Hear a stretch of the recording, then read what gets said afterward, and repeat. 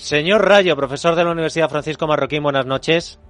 ¿Qué tal? Buenas noches, Dieter. Y resulta que Rayo hace pareja artística con Domingo Soriano, han triunfado. Digo, oye, pues Domingo Soriano, buenas noches. ¿Qué tal, Brandao? Digo, pues vamos a traer a Domingo Soriano al estudio, así les exprimimos un poco más. Y ellos con su estilo, que es el que nos gusta a nosotros para estas cuestiones, serio, riguroso y sobre todo, que si lo entiendo yo, lo entiende todo el mundo, vamos a abordar asuntos de la economía que yo creo que requieren de un análisis de gente que se lo sabe. Por ejemplo, hoy se ha estado hablando mucho, Lucía, de ponerle un precio fijo al máximo del precio de los alimentos más básicos. Lo soltó la vicepresidenta. Como siempre, esto no es novedad, Rayo, hay una medida en el gobierno y hay tres versiones. La del PSOE, la del sanchismo, la del yolandismo y la de Podemos, porque aquí no coinciden. Pero es que este asunto, ojo, porque la vicepresidenta hoy ha dicho que el presidente se lo estaba planteando.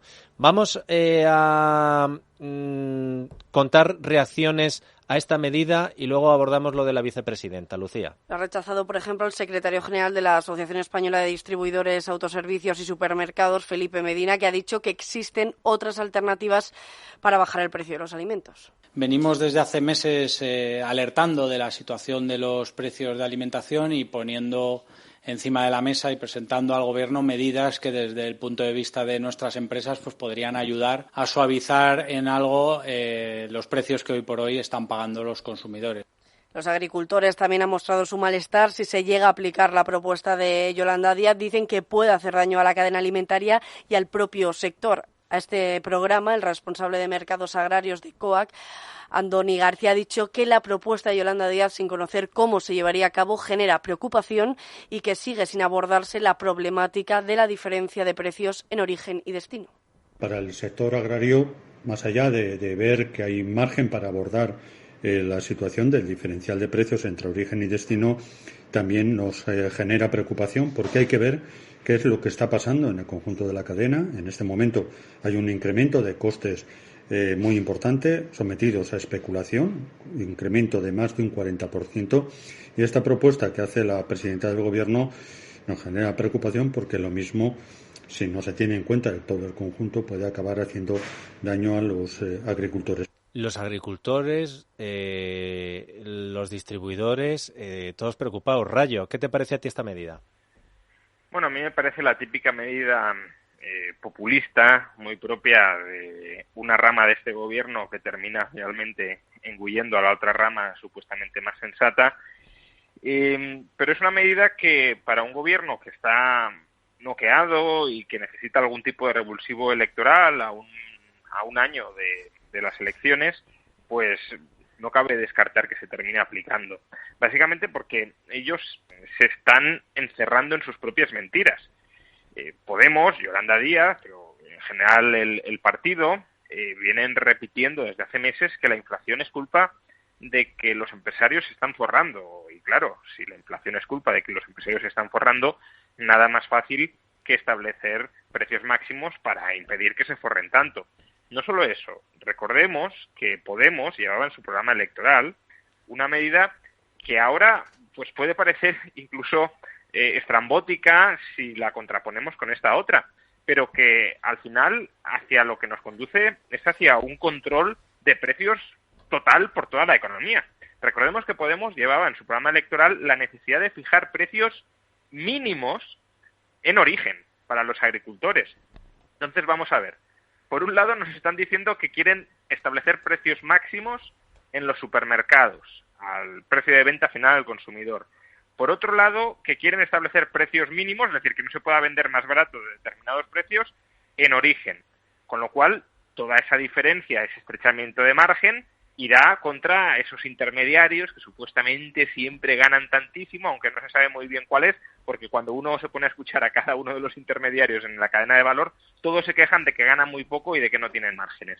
Entonces, claro, si tú vas controlando a qué precio se puede vender cada cosa, a qué precio mínimo se puede vender o a qué precio máximo se puede vender, al final lo que tienes es que el BOE fije precios de compra, de venta, la remuneración de los agricultores, la remuneración de los supermercados y te estás cargando, obviamente, el funcionamiento del mercado en estos sectores. Y claro, eso lo puedes hacer cuando no tienes mercado en esos sectores, pero si todo el sector es un sector de mercado, y es un sector de mercado además muy eficiente, recordemos que durante la pandemia la distribución fue uno de los países donde mejor aguantó, precisamente porque su cadena logística es extraordinaria en España. Pues bueno, si tú empiezas a planificar cómo tiene que funcionar desde mercado, pues o lo planificas del todo o te lo cargas. Y no sé muy bien si los miembros del gobierno no ven más allá de las elecciones o si ven más allá y lo que ven es para asustarse.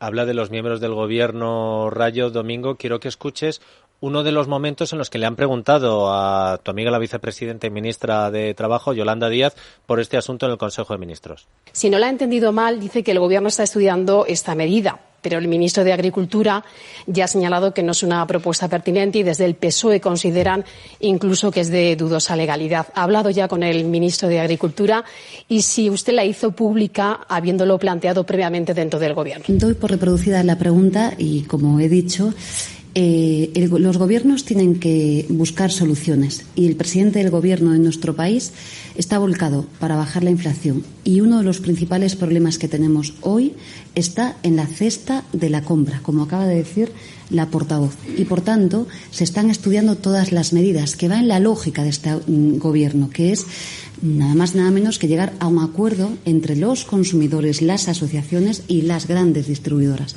Esto es completamente legal, se ha hecho en Francia con el presidente Sarkozy y además ha tenido efectos positivos. Bueno, habría que ver ese acuerdo, cómo lo iban a conseguir o cómo iban a presionar a las empresas.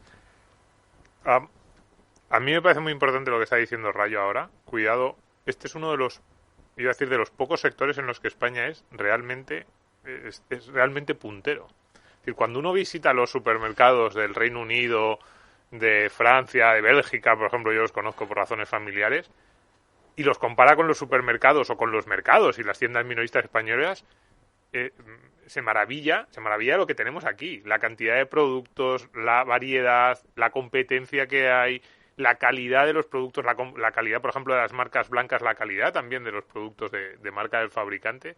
Es brutal la diferencia que hay. Esto cualquiera que haya, todos que viajamos por Europa lo vemos. Decimos, es que los supermercados que hay en España es que no los encuentras fácilmente por ahí. Y el sector de la distribución. Claro, y distribución, también, logística, lo que decía Rayo, sí, por eso es muy importante que, o sea, no nos vamos a cargar algo que funciona medio mal, nos vamos a cargar uno de los sectores en los que lo hacemos realmente bien y muchas veces mucho mejor que países más ricos. Justo una de las pocas cosas que hacemos. Pero luego a mí, a la vicepresidenta, lo que me gustaría que alguien le preguntase es por el concepto huevo. ¿Qué es un huevo o qué es el pollo?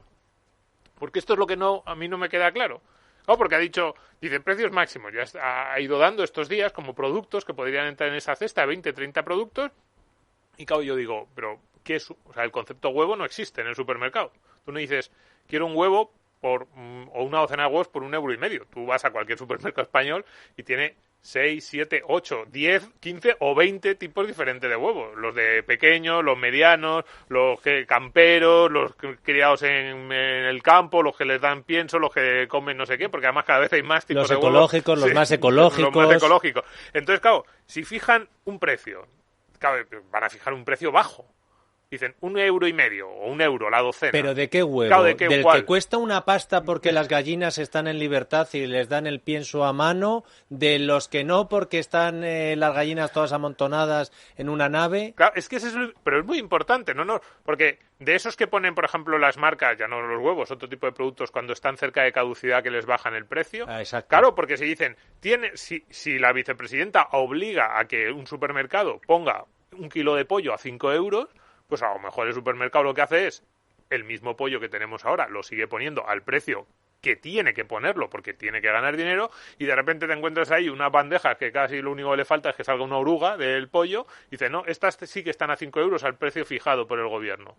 o van a fijar todos los tipos de pollo y entonces empezamos a tener, entonces estamos en Argentina y en Venezuela, desabastecimiento, los productores a los que les cuesta más no van a llevar ese producto al mercado, pero por eso, concepto huevo, concepto pollo, que nos explique cuál es, si aplica a todo tipo de productos, si es solo a un producto determinado y entonces empezarán estas trampas. O sea, cada vez que ha habido precios máximos en la historia siempre ha habido escasez, desabastecimiento, que es hijo de la escasez y del acaparamiento, pero en el momento en que los consumidores ven que va a haber escasez de un producto, empiezan a acaparar y empieza a haber desabastecimiento, claro, y mercado negro en muchos sentidos, trampas, intentamos sortear, y esto lo han hecho desde los agricultores romanos a los que los emperadores les ponían precios, y lo harían ahora nuestras cadenas de supermercados, lógicamente, o pondrían solo los huevos más pequeños, o la fruta que casi ahora muchas veces desechan o destinan a, a hacer mermelada porque no tiene buen aspecto, y es lo que hacen los agricultores cuando las piezas de fruta así un poco peores, pues dicen, venga, pues a otros productos, pues eso, por ejemplo, mermelada, pues ahora de repente te las pondrían y dirían, no, esta bandeja, la que no quieres coger, que tiene un aspecto así y no te gusta, al precio regulado, y la otra, la que tiene buen aspecto, la que hemos cogido toda la vida, al precio de toda la vida. Y que le pregunten, ¿cuál es el concepto? Tomate, huevo y pollo a la vicepresidenta, a ver quién nos lo explica, porque si tratan de poner precios a todo ese producto, tratan de imponer un precio máximo, no puedes vender ningún tipo de clase de pollo por encima de ese precio, que además sería bajo, porque claro, no van a poner el precio, no, puedes vender pollo a 20 euros el kilo, entonces no tendría ningún efecto, no, sería un precio medio bajo o bajo del pollo. Entonces, todos esos productores, también los que más le gustan al gobierno, el ecológico, el del pollo que se alimenta solo con jamón de jabugo y esas cosas, ese quedaría fuera. Entonces, es interesante. No es por fastidiar la noche, pero sabéis que estáis coincidiendo con Pablo Echenique, Rayo, Domingo, Rayo, estáis coincidiendo con Pablo Echenique, que dice, esto llevaría al mercado negro. Al final... os vais a unir en Twitter, Rayo, Echenique y tú, Lo que pasa es que, claro, le ha recordado a Podemos lo que decían hace no sé cuántos años y ahí ya les achafa un poco.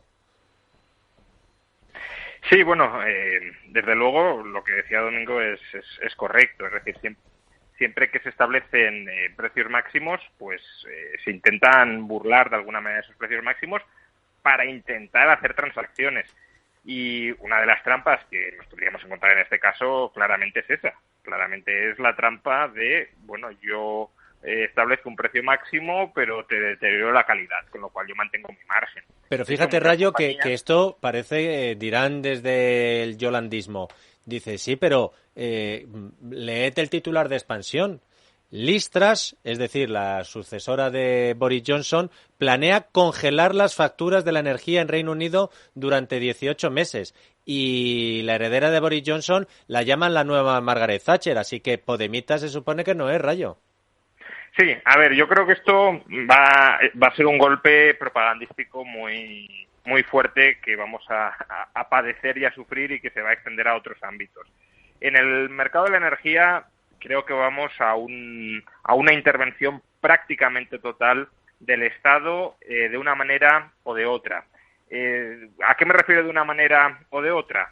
Pues o van a quebrar a las empresas eléctricas y energéticas y las van a rescatar, o van a subsidiar masivamente a los consumidores. Europa va a unos meses de precios de la energía altísimos, al menos eso es lo que parece que a lo que nos dirigimos, con lo cual los políticos no van a tolerar, porque los sacarían del gobierno, no van a tolerar que los precios que pagan los consumidores se ajusten a los costes de la energía. Así que una de dos, o subsidias los precios, o si congelas los precios, tendrás que subsidiar a las energéticas, porque si se te dispara el coste y no permites que suba el precio, estás quebrando a la empresa.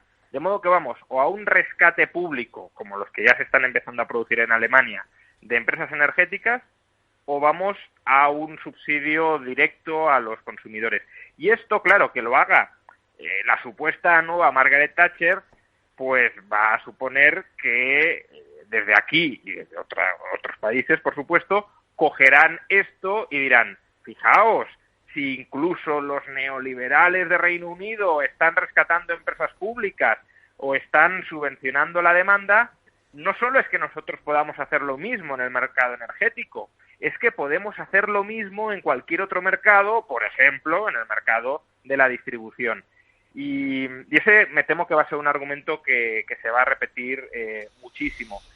Por ejemplo, ligado con esto, hace un par de días Gustavo Petro, el nuevo presidente de Colombia, intentaba justificar internamente un nuevo impuesto sobre los beneficios de las energéticas, diciendo que claro, que en Alemania lo habían puesto y por tanto que también en Colombia, si en Alemania lo hacían, como en Colombia no lo íbamos a hacer.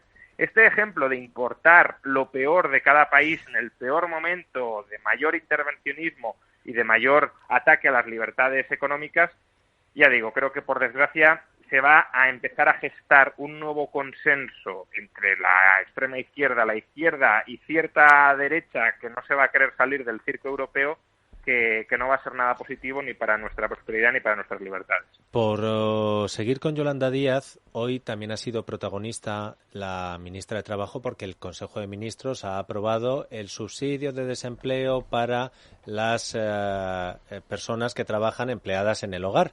No solo eso, sino que ha habido otras cosas como que se anula el despido nulo y se prohíbe el pago en especias. Me ha dicho Carmen Tomás, dice, vienen Rayo y Soriano. Pues ojo, porque este tema tiene miga, porque claro, si se prohíbe el pago en especie a una empleada del hogar o un empleado del hogar, ¿cómo haces si es interno o interna?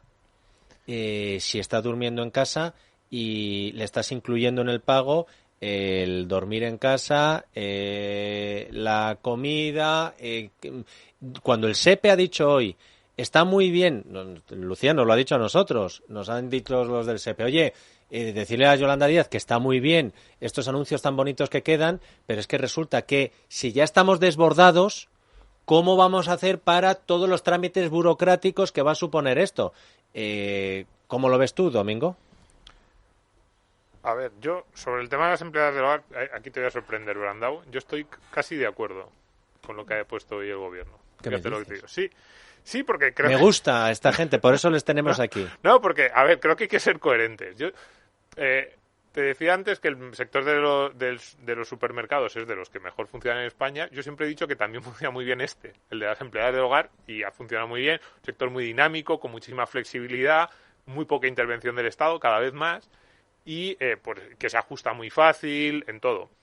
Pero en esta conversación casi siempre yo he sido el único que lo mantenía. Y cuando yo hablaba con mis amigos, ellos con la gente que me rodea, como empleados ellos, como trabajadores, mantienen un discurso, el español medio mantiene un discurso pues de los derechos. Yo tengo derecho a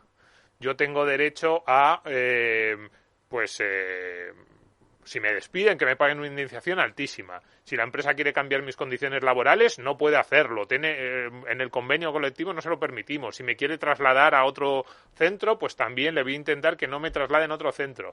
Pues somos muy contundentes. Además, es que mi jefe quiere hacer que yo haga no sé qué. No estoy dispuesto a permitirlo.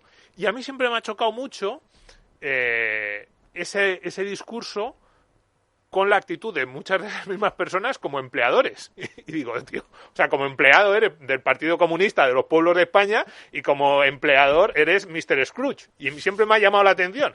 Entonces, mi discurso es, tenemos que tener un mercado laboral muchísimo menos regulado, porque esa regulación lo que hace es encarecer la contratación, perjudicar que se hagan o que se establezcan muchas relaciones laborales y hacer que el mercado laboral español sea pues uno de los que tiene más problemas de Europa, del mundo, podríamos decir, porque es muy caro y muy poco flexible. Y me decían que era un ultraliberal, que era un malvado. Y entonces yo, a todas esas personas que hoy, cuando ven, no solo hoy, porque esto ya llevamos varios años, pero hoy en concreto, empiezan a ver que es absurdo. Dicen, oye, pero si yo tengo una persona contratada y pierdo la confianza, porque tengo que dar más razones que he perdido la confianza en ella. Que tú lo haces por venganza, eres malo, No es venganza, Domingo. Simplemente Rayo, aprendamos que esto también les pasa a los empresarios. Y tiene cara de bueno aquí, Domingo. A mí lo que me preocupa de verdad, Juan Ramón, y Domingo, es que las medidas que se hacen para favorecer supuestamente a unos profesionales, ¿te acuerdas de los riders, Rayo?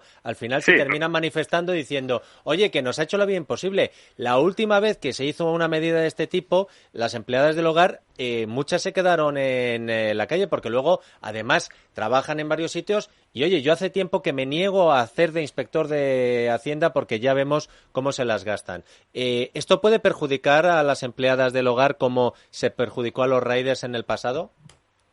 Totalmente. A ver, yo a lo que decía Domingo solo añadiría que esa limitación debería ser para quienes estén a favor de ese tipo de mercado laboral. ¿No? Claro, un decreto. Vosotros hacéis los decretos de una forma muy rara, ¿eh?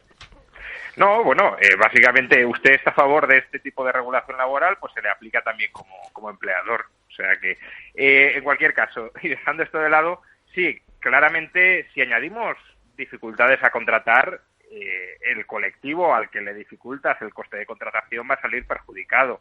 Pero es que además es un colectivo que es relativamente fácil que esté trabajando en la economía sumergida, porque es muy complicado controlar esos centros de trabajo que son, en última instancia, los hogares tan dispersos por la geografía. Con lo cual, si ya existían incentivos a recurrir al mercado informal, ahora que añades los incentivos por ambas partes, no solo por el empleador, también por el empleado, ahora que añades todavía más costes, pues claro, las personas que ya se estaban sacrificando o cumpliendo con la formalidad de la ley, si les añades todavía más carga, dirán, pues bueno, hasta aquí y pasamos a la informalidad. Entonces, se perjudica en el sentido de que si alguien se empeña en mantenerse dentro de la ley, puede dejar de contratar, y a quienes estén dispuestos a no mantenerse dentro de la ley, pues se saldrán de la misma, y el gobierno, queriendo añadir más protección, más garantías, más transparencia, más certidumbre, más formalidad, lo que estará es generando mucha más informalidad. Y tengamos presente que, como síntoma, no digo que esto vaya a generar nada similar, pero como síntoma, las economías ricas, las economías prósperas son economías formales. ¿Por qué? Porque no tienes que estar escondido en la economía informal para generar riqueza. Y que este gobierno esté empezando a tomar medidas que lo que hacen no es favorecer la formalidad, sino el tránsito a la economía informal, creo que es bastante significativo y sintomático del tipo de instituciones que tiene este gobierno en la cabeza para hacer prosperar España, y no son las mejores, desde luego. Sí, son una cosa que decía Rayo, tiene toda la razón. Si añadimos dificultades, como ha dicho, dificultades a contratar, el colectivo afectado va a ver cómo se va a reducir su nivel de empleo.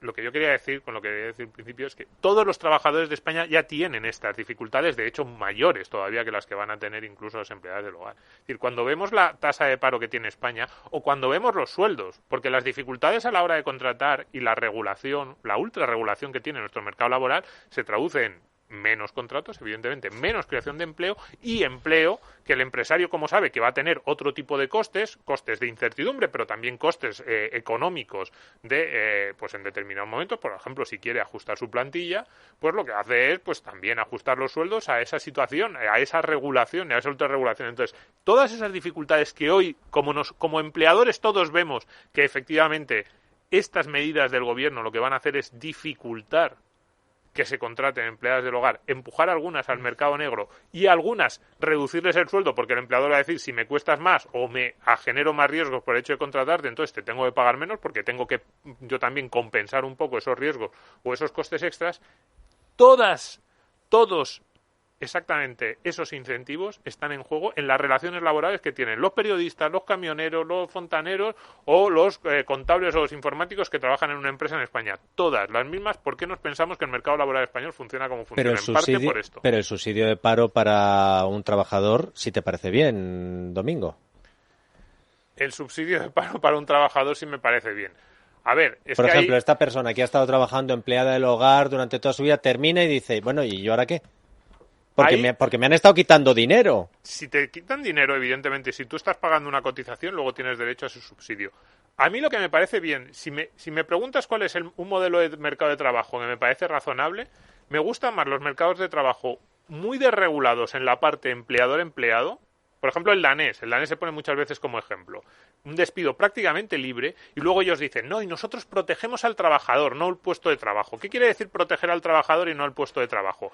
Que básicamente el empresario puede despedir, puede tomar las decisiones que estime convenientes en función del tráfico mercantil de su empresa y luego, eso sí, hay un ministerio de trabajo que intenta colocar, reasignar, formar al trabajador, ayudarle, darle un subsidio que es bastante generoso una vez que está despedido. Pero no se mete en las relaciones mercantiles entre empleador y empleado. Eso me parece bastante más sensato que lo que tenemos aquí. Pues fíjate, hoy voy a hacer algo que le gusta hacer mucho a Luis Herrero. Os voy a despedir a los dos. ¿Pero con indemnización o no? No, con readmisión la próxima semana, a Rayo. A la misma hora, en el mismo lugar. Juan Ramón Rayo, Domingo Soriano, muchas gracias, un abrazo fuerte. Un saludo. Un abrazo, hasta la semana que viene.